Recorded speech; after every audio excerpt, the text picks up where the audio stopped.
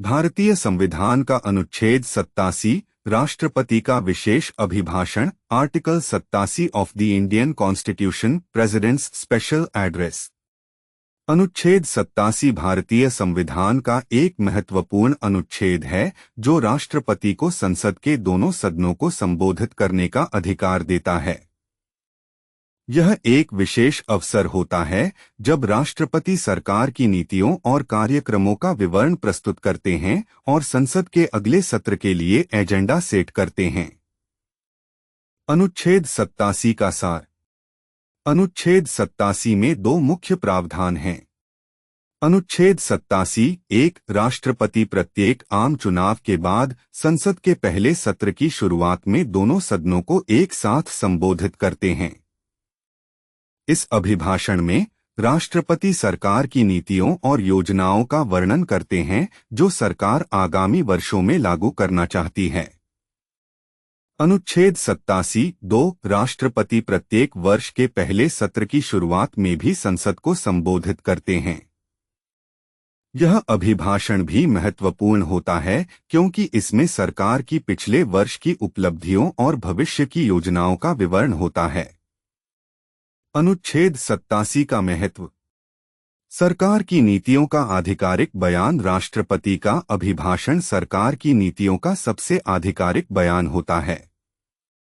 यह जनता को सरकार के दृष्टिकोण और प्राथमिकताओं के बारे में जानकारी प्रदान करता है। संसद के एजेंडे का निर्धारण। राष्ट्रपति का अभिभाषण संसद के अगले सत्र के लिए एजेंडा निर्धारित करता है। यह संसद सदस्यों को उन मुद्दों के बारे में जानकारी देता है जिन पर उन्हें ध्यान केंद्रित करना चाहिए। संसद और सरकार के बीच संवाद। राष्ट्रपति का अभिभाषण संसद और सरकार के बीच संवाद का एक महत्वपूर्ण माध्यम है। यह सरकार को संसद के सदस्यों को अपनी नीतियों और योजनाओं के बारे में जानकारी देने का अवसर प्रदान करता है। एक व्यावहारिक उदाहरण। मान लीजिए कि 2024 में भारत में आम चुनाव हुए और एक नई सरकार बनी। अनुच्छेद 87 1 के अनुसार राष्ट्रपति संसद के पहले सत्र की शुरुआत में दोनों सदनों लोकसभा और राज्यसभा को एक साथ संबोधित करेंगे।